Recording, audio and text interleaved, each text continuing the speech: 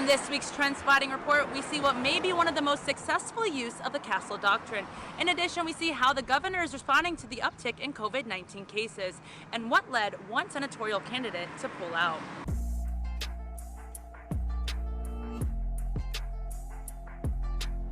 Hafa, I'm Adriana Cotero, and this is TrendSpotting.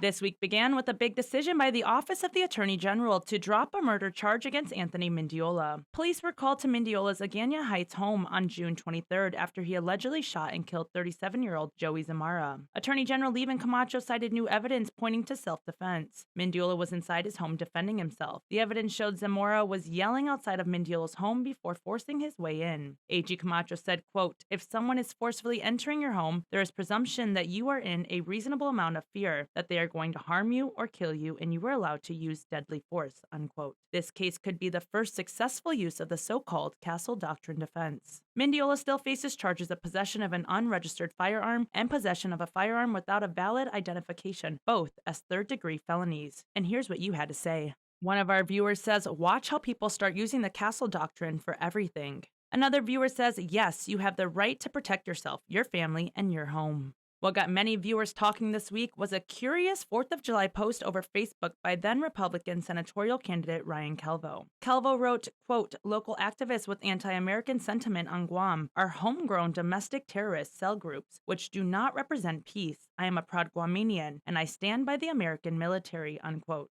The Republican Party of Guam responded saying, while they don't support Calvo's comment, they do respect the opinions of those who do, and they do continue to support the military on Guam. On Thursday, KUAM confirmed with the Guam Election Commission that Calvo withdrew his candidacy for the legislature. Here are some of your comments. On our Instagram page, one of our writers says, "I have so much madness inside. I'll leave it like that because I have absolutely nothing nice to say. You disrespectful soul to our culture." Another writer says, "A whole boot-licking clown. Hope they like how shiny their boots are." And another writer, "Homegrown domestic terrorist group. Wow, what is with this guy? I don't agree with these terrorists, but I understand where they're coming." Also on our Instagram page, a viewer says, "Looks like someone took the same social media class as Trump." And another viewer says, "What a good way to disrespect a lot of our proud islanders and draw unwanted attention to a campaign." On Facebook, Francis says, "You have a right to your opinion, but not my rights. Protest is part of the colorful events of our past and byproduct of the Constitution. No vote for confidence for any politician that is not willing to listen or take public sentiment as part of the process y'all call democracy."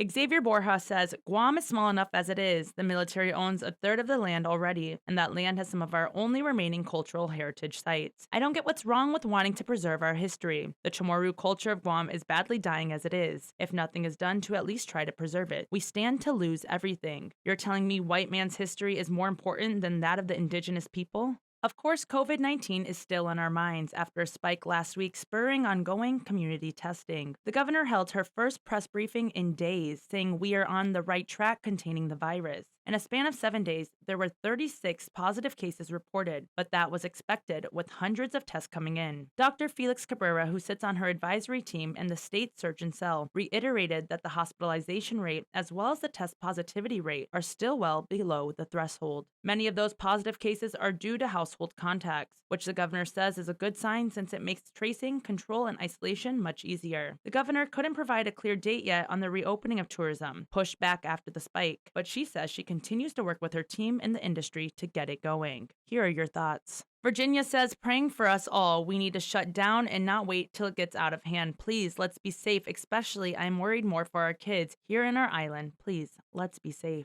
And a top fan says, "Prayers for a speedy recovery. Be safe." Joe Mesa says the virus is being spread by people within our population. Mandatory testing and quarantine should be the norm, followed by personal hygiene measures and protocols. On our Instagram page, one of our viewers writes, "Thanks to the governor for letting everything open. What a good governor, looking out for us." And that brings us right back to the point that we must still practice social distancing, good hygiene, and a mask up. We'll see you here next week on TrendSpotting.